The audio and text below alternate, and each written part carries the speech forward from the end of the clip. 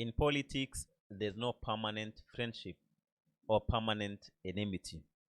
Your friend today in politics arena can be your enemy tomorrow.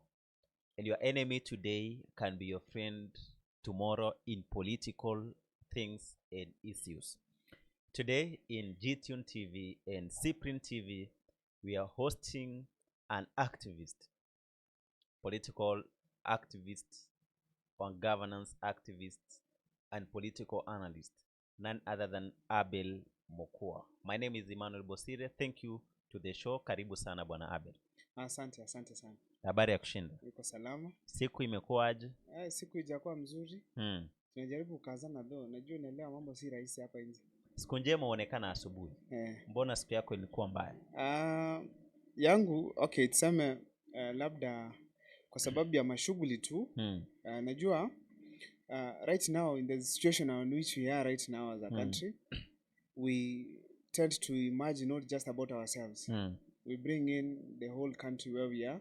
So we try to analyze. You find yourself thinking about it all through. So when you imagine some of the things that are developing in the country, you can find your day starting not so good. But we thank God we are alive and good health. And thank you for making it to this wonderful podcast show here at GTune TV and Cyprian TV. I'm happy to be here. Who is your best friend? God. God? Yes. Earthly friend? Okay. Anyway, actually, I have so many friends. And I think I'm a friend. Anyone who thinks positive about another, that's my friend. Yes. You are passionate about governance activism, about human rights, about democracy, and about political analysis. What comes to your mind about friendship and enmity in politics? Friendship and enmity in politics. It's the common saying about on Kenyans, or maybe in political arena. People talk of there are no permanent friends or permanent enemies in politics. It is true, based on the dynamics so far in the current Kenyan political terrain, it is the same, that those who have been enemies can become friends, those who are friends can become enemies. So it is common that there is no permanency in either. And that is what has been running the Kenyan politics. According to you, Bwana Abel, in Kenyan politics, whom do you think have been the longest rivals in politics? The longest rivals? I think it's the Oginga and the Kenyatta family. The Oginga's family and Kenyatta's and family. The Kenyatta's family Have been the longest rivals in Kenya. Yeah, these people have been rivals for some time.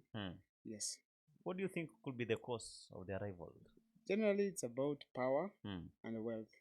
Yeah, because even political, the politics of Kenya, people just want to be in power to manage their wealth. We've not gotten clear leader, someone who wants to serve. So basically, when you have such kind of dynamics, such kind of thoughts from leaders, you realize that enmity generally comes from there. Because if we look at what has been happening in Kenya, if, for instance, let's take it back to 2018. These people were very serious enemies. I mean, when you look at it, Uhuru Kenyatta since 2013 to 2018, these people were not seeing each other eye to eye. But the moment they sat down and agreed on some one or two things, which came out later on, these people became friends. So generally, it is just the issue of interest. Yeah. So long as the interest merge somewhere.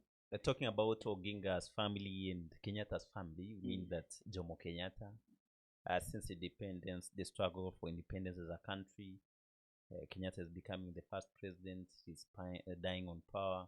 His son Uhuru Kenyatta comes in, becomes a president in Kenya. Talking about Odinga's family, we have Oginga Odinga being an activist, even to a point of becoming a vice president of Kenya, moving on, bringing issues about democracy, multipartyism. His son Raila Odinga joins active politics, and Raila Odinga faces Uhuru Kenyatta in an election, and we see that enmity. Uhuru Kenyatta was the last, and they brought in the handshake. So the friendship or the enmity between Kenyatta's family was brought in through the handshake. There's this Odinga's family and William Ruto. Ruto comes from which family? Okay, the family of William Ruto, it is not, when it comes to the individual, the individual setup, of a family. William Ruto is not from these big families. But equally has been longest in very long, actually has been in politics for very long time, for a very long time. And I think he has been able to create a Ruto family.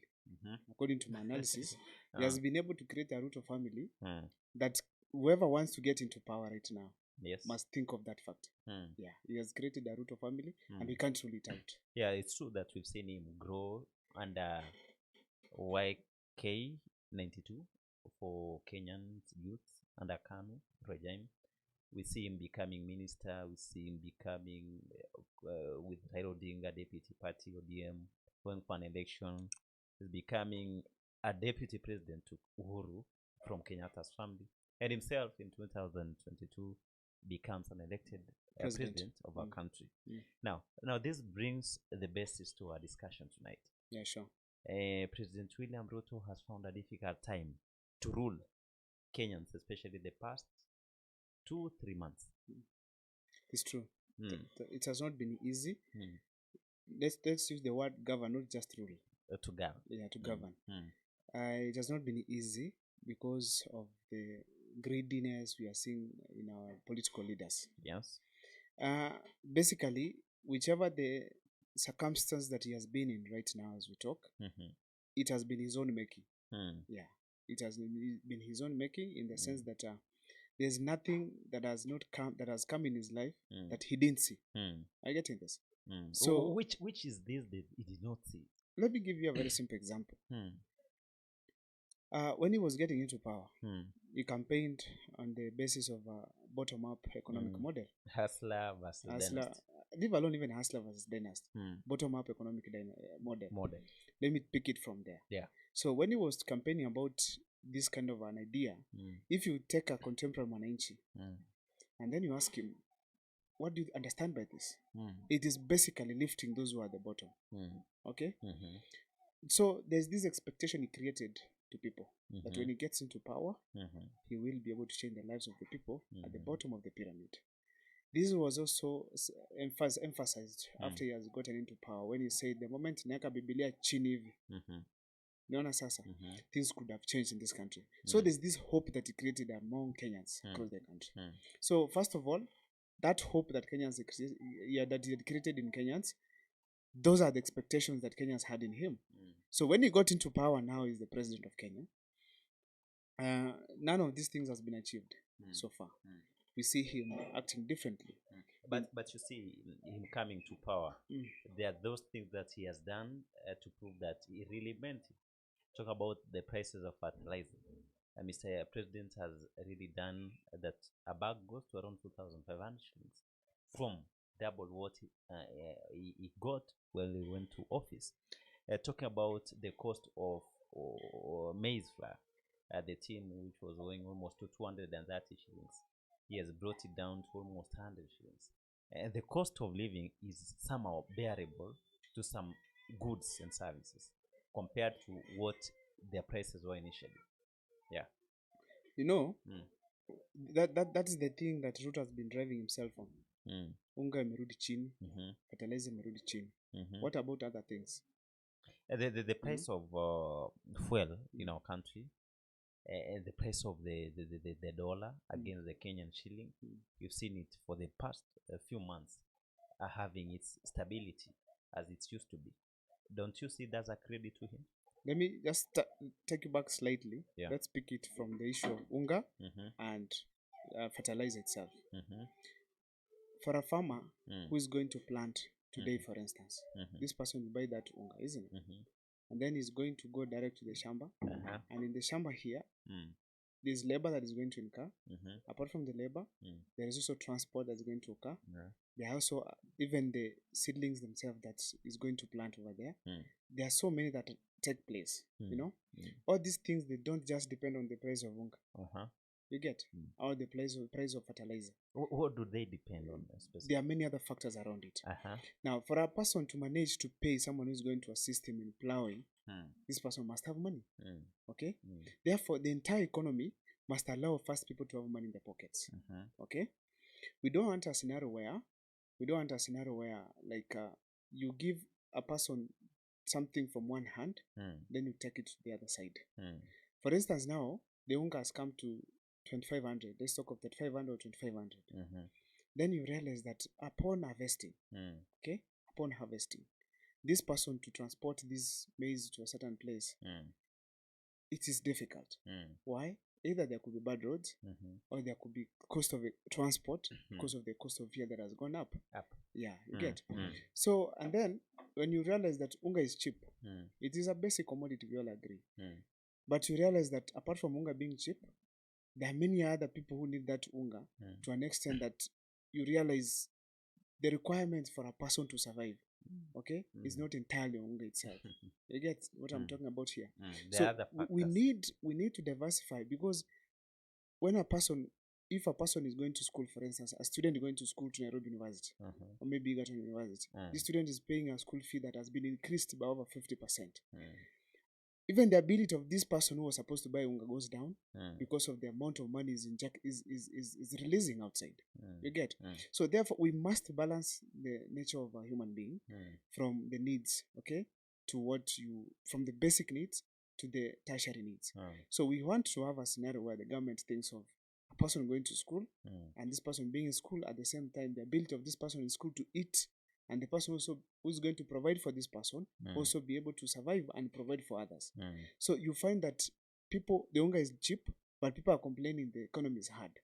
That is what we are talking about. So there's no that balanced economy. There's no balanced input from the government on ensuring that a Kenyan is having a good life. So and that is what actually basically what Kenyans are talking about here. Because if we can have a brief history on what is happening right now, we talked about Ruto's inability to govern the country. Let me give you a simple analogy. Statistics on how Ruto found himself in a scenario he is right now. People are asking, like, why are Kenyans rejecting the finance bill 2024? But before we come to the finance bill, we have an election as a country in 2022, and then we have in this transitional government from Kenyatta's family, or Uhuru Kenyatta, transitioning to William Ruto. We go to an electioneering period.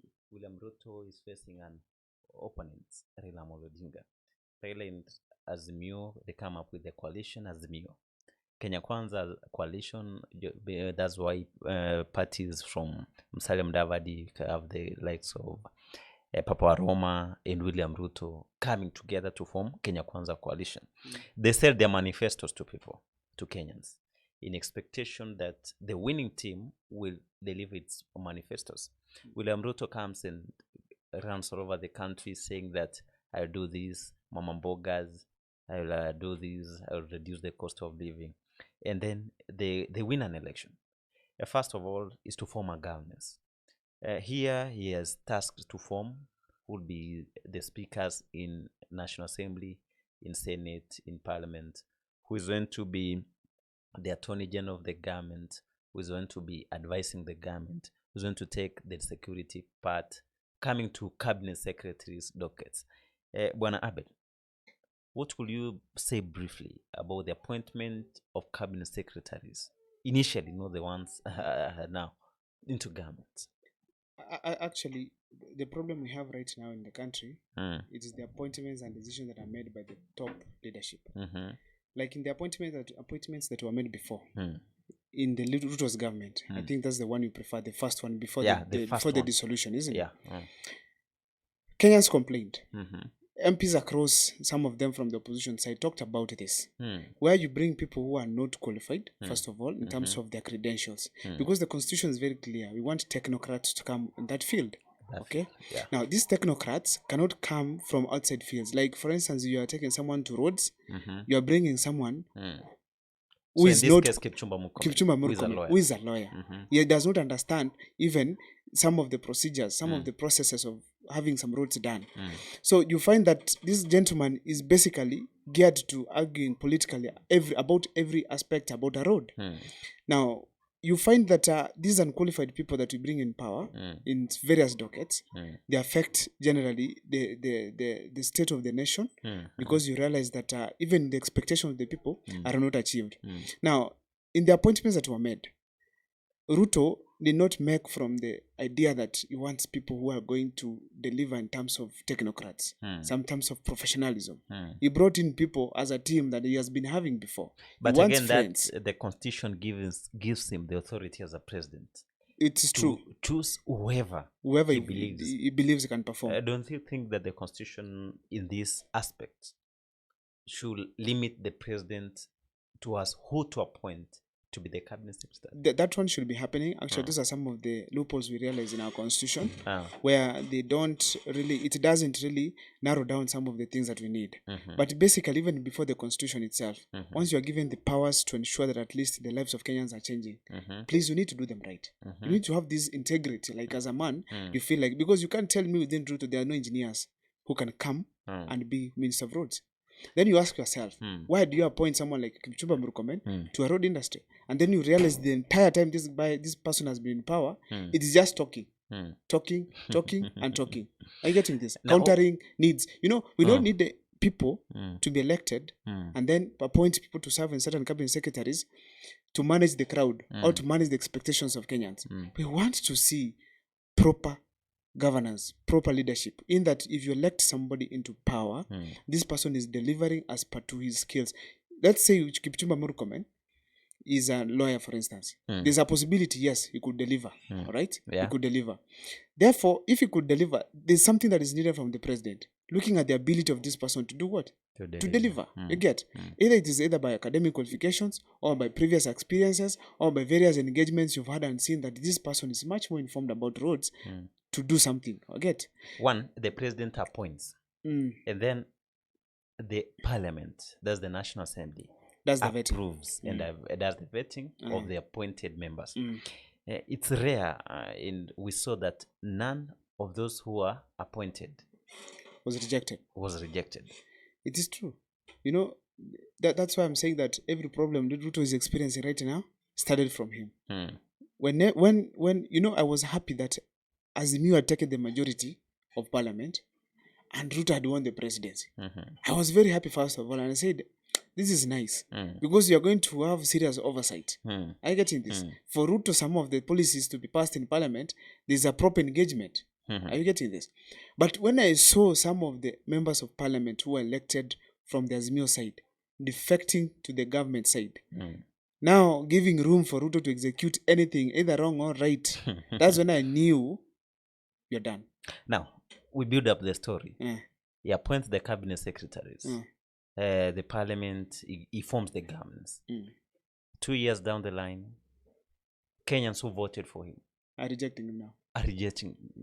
The Genzs are doing countrywide demonstration every Tuesday, every Thursday, saying Ruto must go. What do you think is the main reason to why the Genzs are on the streets? The Gen Zs, if you listen to the Gen Zs, actually I want to say the Gen Zs and millennials, they have very legit reasons as to why they're in the streets.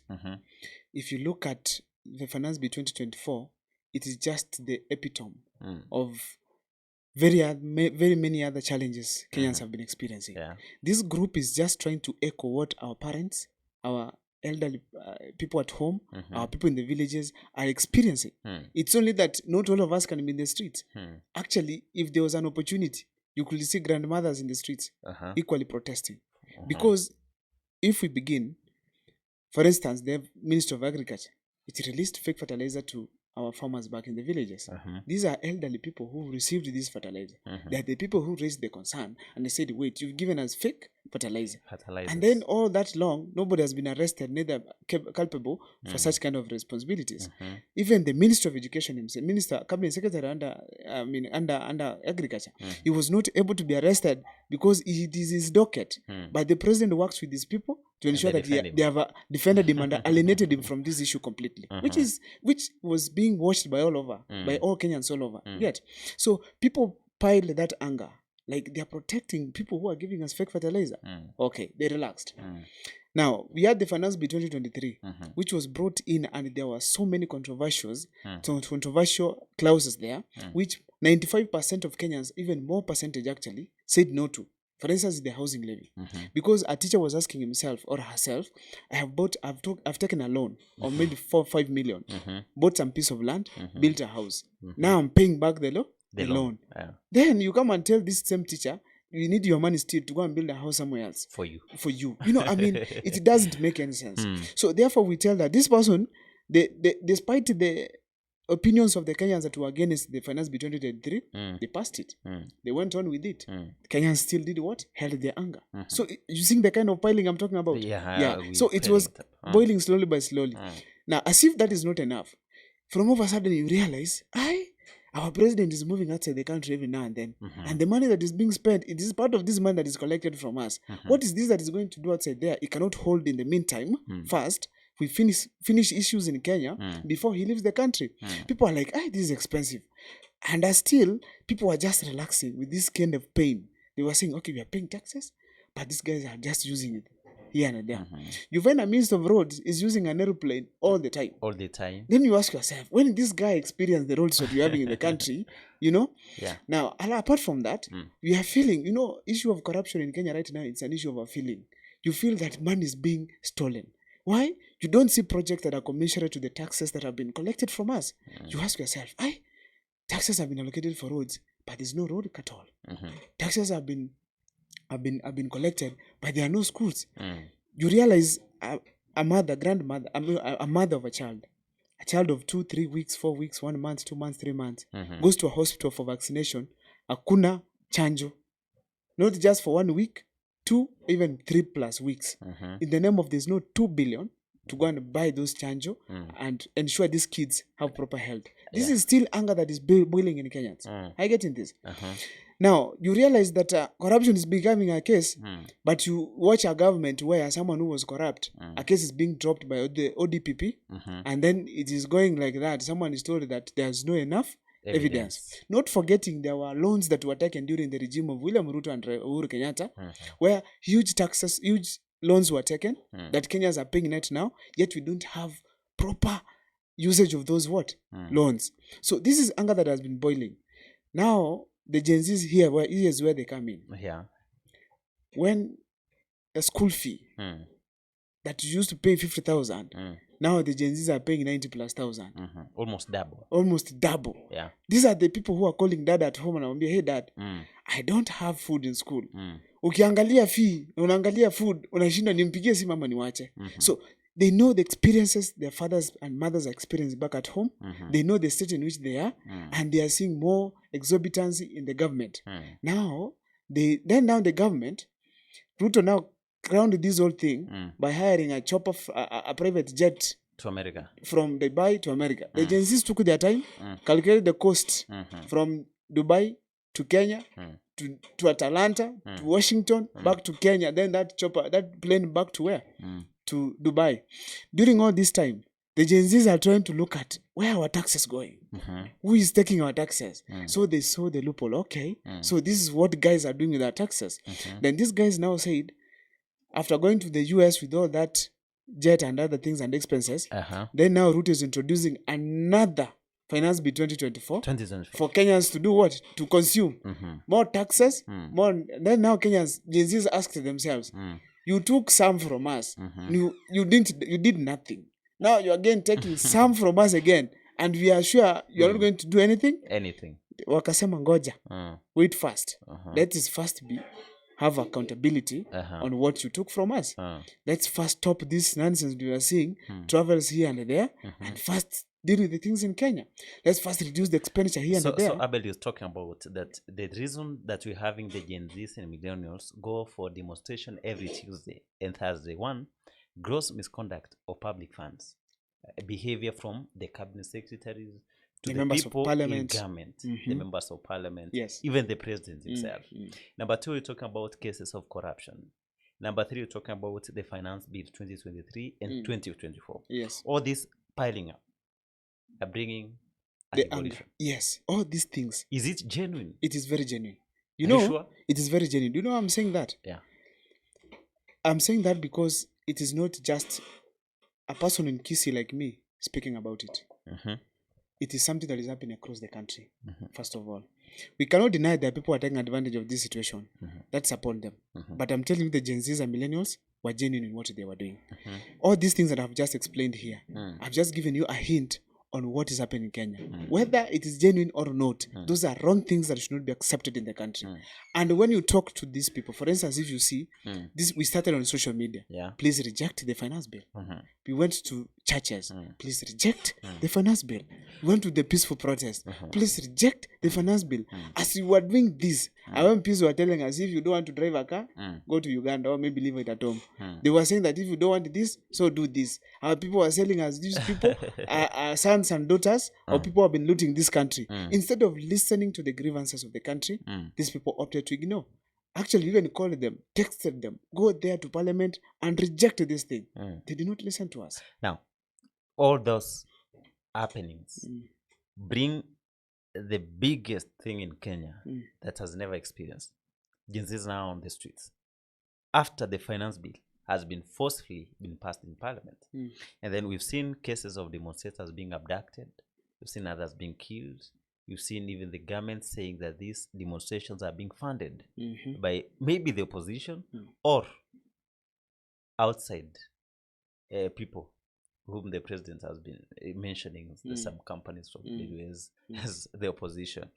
And then the president now calls a dialogue with the Gen Zs. The Gen Zs tell him, Mr. President, we are not coming for a physical meeting. Come on the X spaces. There we'll have a dialogue. Mr. President comes, does a dialogue with them on X, tells them, as a president, I've put down the finance bill 2024. And on that, we saw Gen Zs entering parliament, something that has never happened in Kenya. Historical. That's the story. And it could be maybe the anger that these Gen Zs and millennials had toward the president and his governments. Now, all that happens, and the president pulls down the cabinet secretaries and says that from now, I've dissolved the cabinet secretaries. In a few days, I'll appoint them. What's your take on that? First of all, on the developments of the demonstrations, where we had the Gen Zs and millennials going to the streets and occupying parliament, you know, it's uncalled for when you've realized youths of this country, simply because of speaking their voice, they're being shot. Simply because of doing what the constitution allows, they're being abducted. Simply because of tweeting, just imagine. And then you shoot these people. You know, there's a youth I was listening to who was speaking about the ordeal on how it happened in parliament. This gentleman said they got into parliament. Fine, there were a few shootings that occurred within the parliament buildings. But upon coming out, there were no policemen in the street at all. But they could see some of them falling down in the name of being shot, which means these were snipers positioned in a position to shoot them in their heads. Are you getting this? They were all shot in their heads from a certain angle by a sniper. A government doing such for its people because of raising their voice. And yet the constitution allows that. But again, you know, in as much you have rights as a country, you should not enjoy your rights to a point that the other person's right are being limited. Whose right was being limited here? You know, one, whose right? I'm trying to speak maybe the government's right. The government's accessing idea. the government's offices, and nobody stops Kenyans from attending parliament. Nobody stops us because those people are there. We are the ones who sent them there. Everything, all the sovereign power belongs to the people. I get in this. So we can either exercise them indirectly or directly. Now, if we decide to do them directly, because they are our indirect representatives have failed, you know, there was no justification at all to shoot Kenyans in the streets. Let's begin from there. There was no justification at all to abduct a Kenyan from his home. There's no justification at all to shoot someone holding a Kenyan flag, a phone, or water. That one is not someone who is harmful, who is going to kill a police. Are you getting this? All that said, there's no life that was supposed to justify the entrance into parliament. Even if parliament could burn down completely into ashes, not even a single life can be compared to it. They can be built. Okay? They have even a new building for parliament. There's no single life that should be equated to any form of these things. Therefore, there's no justification for any killings that occurred on that day. Now, all that said, Bwana Abel, its history have been made, youths have demonstrated, parliament is brought down. things are destroyed and property all over the country. Mr. President addresses the state and says that my cabinet secretaries now are going home. In a few days, I'll give a new directive. The names which were there initially have been renamed in the first state of address with the first 10 names. We see him bringing again those names of those cabinet secretaries that were expected not to be there, but in different dockets. We see the likes of Kithure Kindiki coming back. We see Senator Kipchumba Murkomen coming back. We see Aden Duale coming back. Majority of them have been retained in the current. Now, as Mr. President, I don't know himself or his advisors, both economically as Kenya and politically, he sees that Gen Zs are bringing this country into this big thing.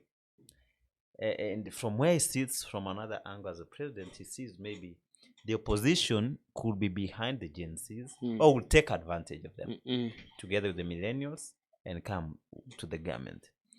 Do you think he did the right thing by retaining some of the cabinet secretaries first? The President, William Ruto, he had a chance to fix this country and to restore himself back to the love of Kenyans. Yeah. He had a chance to fix what the Gen Zs were talking about, at least to gain the love of these 70% of Kenyans. But what did he do? He disappointed himself and everyone else by reappointing the same people we rejected back into the cabinet. Why am I saying so? You know, the cabinet was dissolved out of incompetence. And we were crying we were all over crying and saying we don't want these people simply because of the way they have been performing. In general, we didn't feel that there's even a government. We just see the president all over doing everything, moving around the country, launching things that were launched before. There's nothing significant that was happening. It was just PR here and there. So these people when they were returned back, it was a huge disappointment because I didn't see that the president took the grievances Kenyans were talking about. Because we were not talking about having people in that positions. We were talking about having the right people in those particular dockets. I'm getting this. But when the president now returned these people, it was a disappointment because we feel like still he has not gotten the point. He does not have the feelings of the Kenyans at heart. You know, when we went to the streets, because we've been wasted as a country, where people are using our money, but they are not giving anything back to Kenyans. The people gave them the power.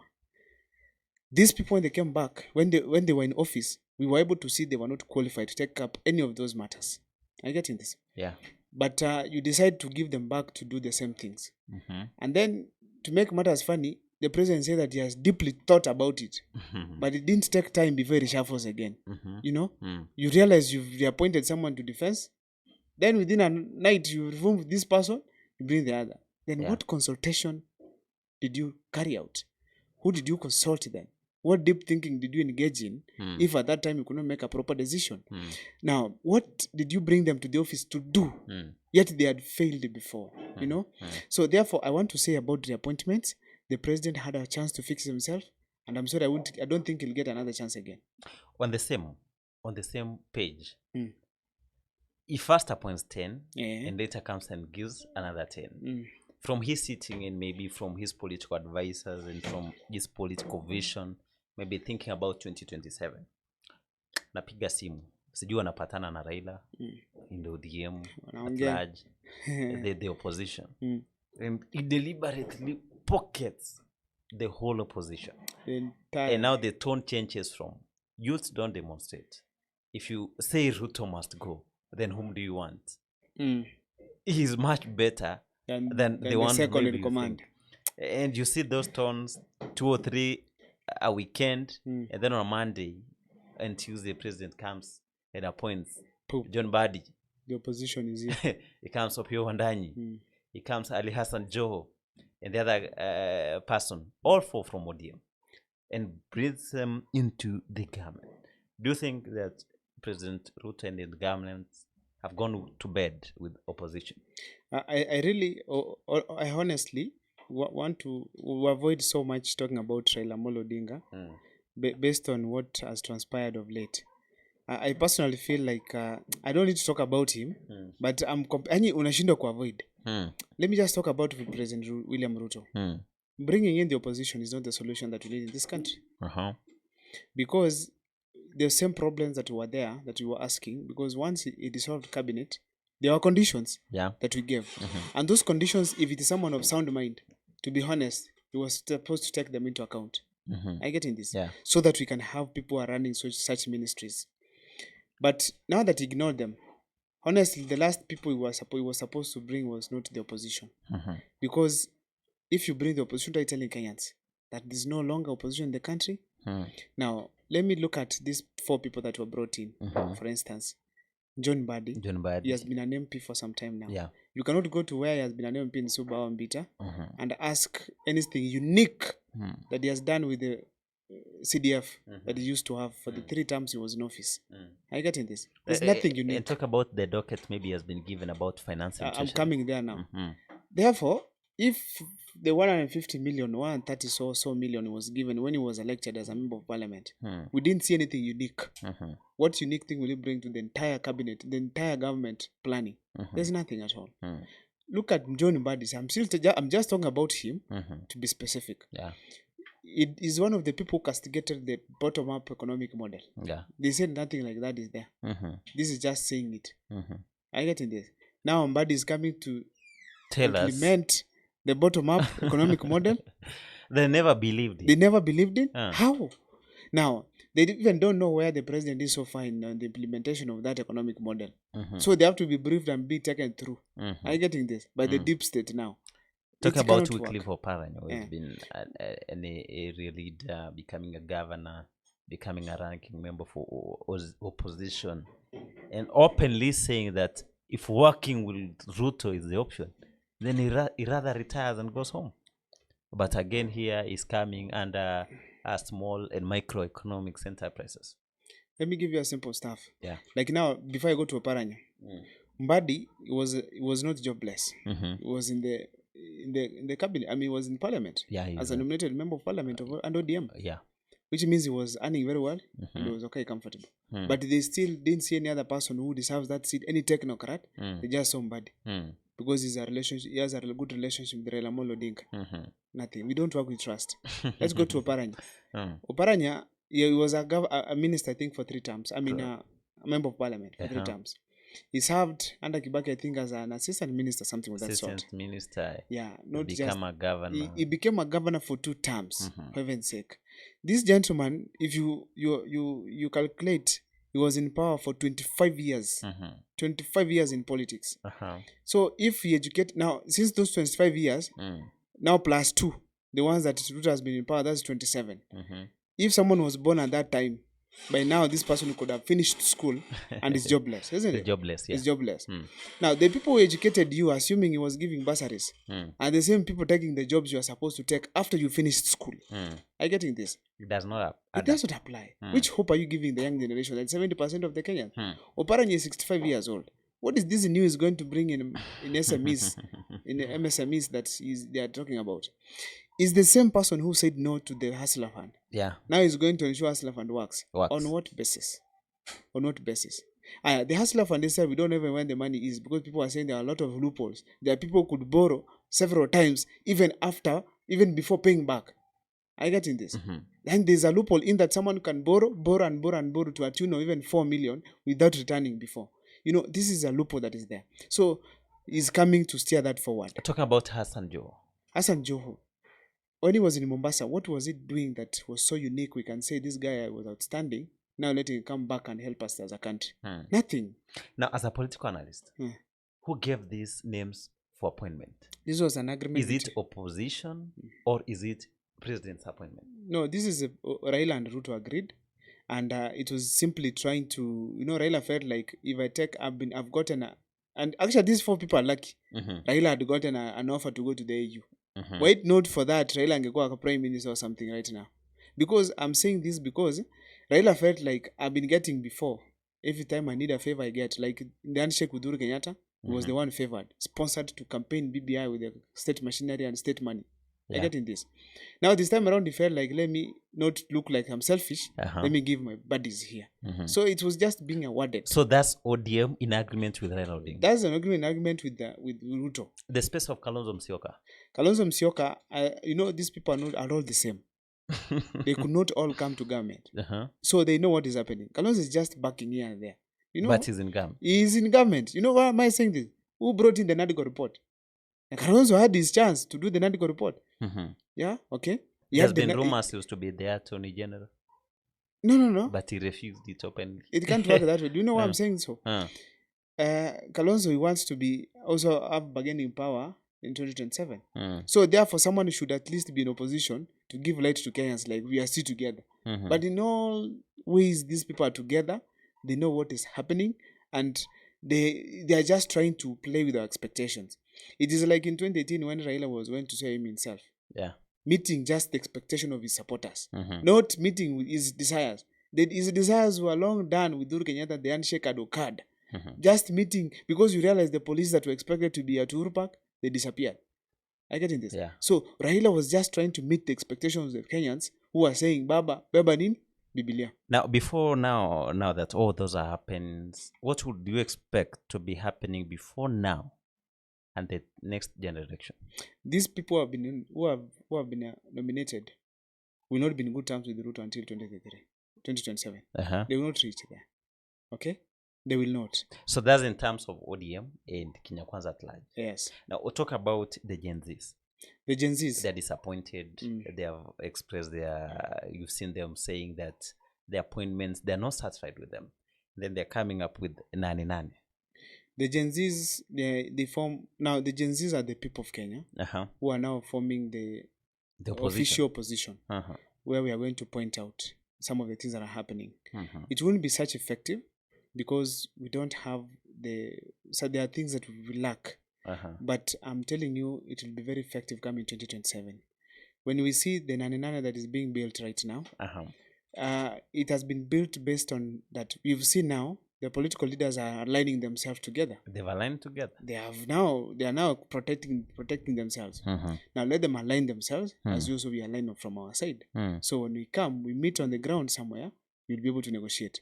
So when it comes to Nane, I want to ask the Gen Zs kama itawezekana sisi wote tusimamishe Nairobi. Let's stop Nairobi. Let these people experience what we are talking about here. Because the solution of this Kenya, it's not Raila Odinga having his people in government. It's not Raila Odinga it's not Joho having the face of his people in the government. It is the issue of the service delivery that we are talking about. I get in this. When Raila had a chance, Raila called for demonstrations in the country in 2022 after the elections. Right here, done. And the Kenyans went to the street. The same things that happened in these demonstrations of the Gen Zs and millennials happened at that time. We had killings. Okay? Yeah. In fact, in 2020, it was worse to an extent that police could go to the people's homes, get them out, beat them. Some of them die. I remember the cases that occurred in Kisumu. If it is shooting, they occurred. I remember a guy who was shot in Maseno, a third-year student. Okay? So, if it's killings, they occurred at that time. But the moment he was in talks with William Ruto, everything about those youths disappeared. Now, talk about it. We've seen and viewed it. What happened after the 2020 general elections. President Ruto was saying that he will never work with opposition, that he governs and the oppositions will have him on check. Do you believe he's fulfilling that? William Ruto, he has not surprised anybody. He's a man who says this and he does that. So that's not a surprise. It's not a surprise. And checking on the issue of bringing in the opposition, that's why I'm saying that he has just brought in the opposition to save himself. Selfishness. To ensure that he's safe, he's in government, he's running the government, and 2022 probably maybe wants to win. That is basically what is happening. But I want to say that he will not be a good president. Even if he's given the 5 years that is going to come, because if a good president is not just felt after 5 years or after 10 years, so long as you have good intentions, you'll be felt from the first day in office. Ruto is not a good president. He's not. This has been a wonderful discussion about the Gen Zs and millennials demonstrations across the country, together with President William Ruto's appointment and reappointment of cabinet secretaries to serve in different dockets. This has been a wonderful show here at Cyprian TV together with JTune Television. Our guest today was Abel Mokua, an activist about governance and about political analyst who has been helping us to understand and digest all this. Until next time, JTune News Cyprian TV, I was your host, Emmanuel Busire. Thank you.